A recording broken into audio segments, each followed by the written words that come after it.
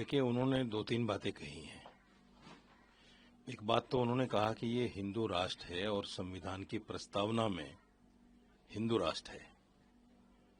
उनको ये पता नहीं कि हिंदू राष्ट्र सिर्फ एक नारा हो सकता है, और जो लोग हिंदू राष्ट्र का राग अलाप रहे हैं वो देश के आईन को, देश के संविधान को कुचलना चाहते हैं। हिंदुस्तान एक धर्म का नहीं है, 140 करोड़ शहरियों का है। अगर हिंदू राज होगा तो हिंदुस्तान का संविधान मर जाएगा, संविधान नहीं बचेगा फिर। क्योंकि हम देखते हैं जो भी इस्लामिक देश हैं जहां कुरान के जहां कुरान के उसूल चलते हैं, कुरान इस्लाम के हिसाब से देश चलता है, वहां फिर लोकतांत्रिक देश नहीं रहता, वो धार्मिक देश हो जाता है। तो कह रहे हैं कि जो यहाँ पे मेजोरिटी है, मतलब हिंदू के जो संस्कृति है उसको अप्रिशिएट करना चाहिए, सराहना करनी चाहिए, ना कि विरोध करना चाहिए। नहीं, अब आप देखिए कि दुबई में 8% हिंदू है, बिल्कुल सेफ है। ओमान में 5% हिंदू है, बिल्कुल सेफ है। सऊदी अरब में 15% हिंदू है, बिल्कुल सेफ है। यहां हिंदुस्तान में 80% हिंदू होकर सेफ नहीं है। ये बड़ा अजीब, मतलब हंसी आती है ये बात सुनकर। और ऐसा मुल्क, जिस मुल्क में प्रधानमंत्री से लेकर चपरासी तक हिंदू है, सारे कोर्ट के जजेस हिंदू हैं, आईएएस, आईपीएस, डीजीपी सब हिंदू हैं, और फिर भी यहां 80% हिंदू खतरे में है। ये हिंदू राष्ट्र का नारा और हिंदू को खतरे में बताना, ये सिर्फ वोट बैंक की राजनीति है। इसका संविधान के आईन से, संविधान से कोई लेना देना नहीं है। मैं मानता हूं कि आरएसएस एक बड़ा संगठन है, उसके प्रमुख को बहुत सोची समझी बातें करनी चाहिए। ये कंट्रडिक्शन जो उनकी बातों में आता है, कभी वो कहते हैं कि मुसलमान के बगैर हिंदुस्तान का वजूद नहीं, मुसलमान था, है और रहेगा। ये हिंदू राष्ट्र का नारा और हिंदू को खतरे में बताना, ये सिर्फ वोट बैंक की राजनीति है। इसका संविधान के आईन से, संविधान से कोई लेना देना नहीं है। मैं मानता हूं कि आरएसएस एक बड़ा संगठन है, उसके प्रमुख को बहुत सोची समझी बातें करनी चाहिए। ये कंट्रडिक्शन जो उनकी बातों में आता है, कभी वो कहते हैं कि मुसलमान के बगैर हिंदुस्तान का वजूद नहीं, मुसलमान था, है और रहेगा।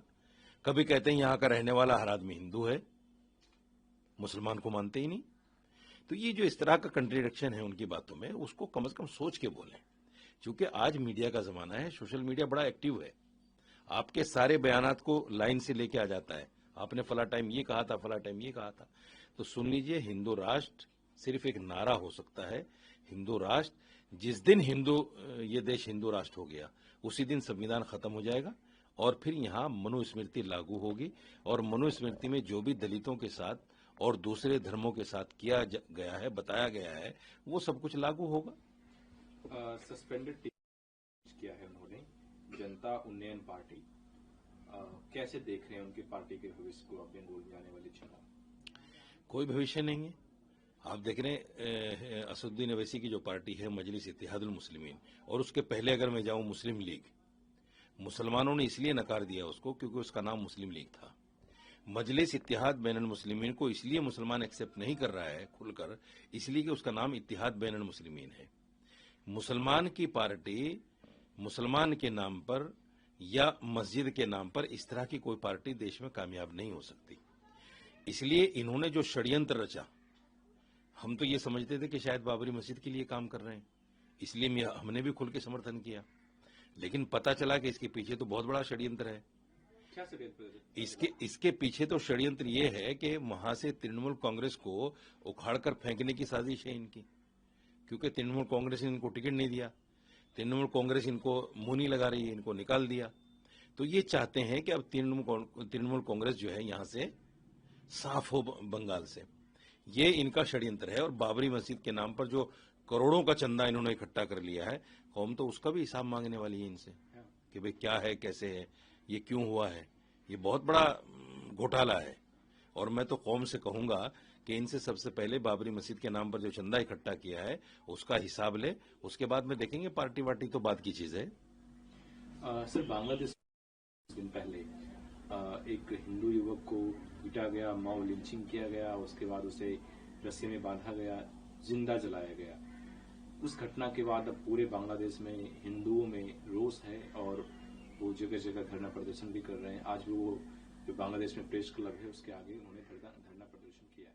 कैसे देखते हैं? इलाज बताया ना मोहन भागवत जी ने कि जहां जिस देश में जो माइनॉरिटी है उसको इकट्ठा होना पड़ेगा। ये बहुत बड़ा इलाज बताया है मोहन भागवत जी ने। आप बांग्ला पूरे घटना जो बांग्लादेश नहीं में हो नहीं रहा है, मैं उसको आप कैसे देखते हैं? मैं बता रहा हूं उसी को। बांग्लादेश में एक हिंदू का इस तरह से वहशियाना कत्ल होता है, हिंदुस्तान का एक भी मुसलमान उसको जायज नहीं ठहराता, हम कंडम करते हैं उसको। लेकिन मोहन भागवत जी, जब यहाँ मुसलमान की मॉब लिंचिंग होती है, अभी हाल ही में मोहम्मद ताहिर की मॉब लिंचिंग हुई है, आप उस पर एक बार नहीं बोलते। यहाँ माइनॉरिटी 40% माइनॉरिटी है, 40 नहीं 25 लगाइए 20 लगाइए, यहाँ है हिंदुस्तान में, मुसलमान खासतौर से, दूसरों को छोड़ दीजिए। आप माइनॉरिटी के लिए एक बार आवाज नहीं उठाते। आपको बांग्लादेश का हिंदू तो याद आता है, अपने देश का मुसलमान याद नहीं आता जब उसकी मॉब लिंचिंग होती है। तो ये रेसिज्म है, ये एक तरह से हिंदुओं को उकसाने वाला काम है। सवाल ये है कि बांग्लादेश में अगर हिंदू को मारा जा रहा है, मुसलमान भी कंडम कर रहा है, नहीं होना चाहिए। ये सरकार टू सरकार बात होनी चाहिए। आप कहते हैं हम तो सरकारी ऑर्गेनाइजेशन है ही, सॉरी सियासी ऑर्गेनाइजेशन है ही नहीं, और आप बातें सियासी करते हैं। आपको तो सरकार के ऊपर छोड़ना चाहिए सारी चीज, सरकार देखेगी उस बात को अगर जुल्म हो रहा है कहीं, क्योंकि सरकार के अपने मामलात होते हैं दूसरी सरकार से। सवाल ये है कि आप यहाँ के मुसलमान के लिए भी आवाज उठाइए, तब आपकी आवाज बांग्लादेश के हिंदू तक कारगर साबित होगी। अगर आप यहाँ के मुसलमान के लिए आवाज नहीं उठाएंगे तो आपकी आवाज बांग्लादेश तक नहीं जाएगी। आज केरल में भी एक युवक से मारा गया। अब जो केरला गवर्नमेंट है वो कह रही है कि संघ का ये है, पॉलिटिक्स दिखाता है केरला। नहीं, देखिए असल में क्या है, देश के अंदर एक प्रॉक्सी वार छिड़ गई है, घात लगाकर मारना जिसको कहते हैं। ये मॉब लिंचिंग उसी की शुरुआत है। जैसे ही कोई मुसलमान मिलता है दाढ़ी टोपी वाला, उससे पहले तो वंदे मातरम बोलने को कहा जाता है। अगर वो वंदे मातरम नहीं बोलता है तो उसकी मार पिटाई होती है, और यहां तक कि मॉब लिंचिंग भी हो जाती है। तो ये जो प्रॉक्सी वार छेड़ी है कुछ ऑर्गेनाइजेशंस ने, इसका खमियाजा तो अच्छा नहीं होगा देश में। जिस दिन मुसलमान उठ खड़ा हुआ इसके खिलाफ, उस दिन हालात ज्यादा खराब हो जाएंगे। इसलिए मैं कहता हूं सरकार से कि ये जो प्रॉक्सी वार है इसको रोकने का काम करे सरकार। हिंदुस्तान का एक भी नागरिक मरता है, चाहे वो हिंदू है, मुसलमान है, सिख है, ईसाई है, दलितों के साथ किस तरह बुरा सलूक हो रहा है, दलितों को किस तरह बांध बांध के मारा जाता है। तो ये जो कुछ हो रहा है ये अच्छा नहीं हो रहा है देश में। सरकार को चाहिए ऐसे लोगों का संज्ञान लें और इनको फांसी की सजा दें, इससे कम सजा ना दें। जो भी इस काम में लुप्त हैं, जो मॉब लिंचिंग कर रहे हैं, इनको फांसी की सजा होनी चाहिए, कहीं भी हो। मैं तो कहता हूं बंगाल में भी अगर किसी हिंदू को मारा है वहां भी उसको फांसी की सजा होनी चाहिए, क्योंकि इस्लाम ये कहता है कि बेगुनाह किसी को मारना ऐसा है जैसे पूरी इंसानियत को मार देना। तो फिर चाहे वो बांग्लादेश में हो, चाहे हिंदुस्तान में हो या पाकिस्तान में हो, इस्लाम के उसूल तो सब जगह एक है ना जी। कहा है कि बांग्लादेश में जो कुछ हो रहा है वो चिंताजनक है। जो अंतरिम सरकार है उनसे देश संभल नहीं रहा है, और उनके राजनायक जो वहां पे हैं वो चिकन नेक और भारत को तोड़ने की बात कर रहे हैं। ये चिंताजनक है। इस पे भारत को अगर रिस्पॉन्ड करता है तो बांग्लादेश को बुरा नहीं लगना चाहिए। कैसे देखते हैं इसको? शेख हसीना को चाहिए कि बांग्लादेश जाए, जाके उस काम को रोके जो कुछ गलत हो रहा है। आप यहां छुपे हुए बैठे हैं, आपको वहां फांसी की सजा हो चुकी है, और आप यहां छुपे हुए बैठे हैं और बता रहे हैं कि जो कुछ हो रहा है गलत हो रहा है। गिरते हैं शहसवार मैदान जंग में, वो तिफल क्या गिरे जो घुटनों के बल चले। आप यहां बैठकर अगर बातें करेंगे बांग्लादेश की तो क्या असर होगा उसका? आप जाइए, सामना कीजिए ना कोर्ट का, और जो कुछ हो रहा है उसको वहां अपने देश में जाकर उसका मुकाबला कीजिए, तब तो अच्छा लगेगा। नहीं तो सरकार तो अपना काम करेगी। सरकार को आपसे कोई सलाह लेने की तो जरूरत नहीं है। जो भी फॉरेन पॉलिसी है सरकार की उसके तहत काम होगा, जो भी होगा। शेख हसीना यहां जो रह रही है उसको यहां नहीं रहना चाहिए, उसको देश छोड़ देना चाहिए। आपको लगता है कि शेख हसीना की वजह से ही अगर वो भारत में, इसलिए भारतीयों के प्रति वहां पे हिंसा हो रही है? नहीं, बिल्कुल सच्चाई है ये। देखिए, वहां के लोगों में जो शेख हसीना के प्रति रोष है, उसको अगर पता चलेगा कि वो हिंदुस्तान में है तो जाहिर बात है हिंदुस्तान के खिलाफ काम करेंगे। ये तो कॉमन सेंस है।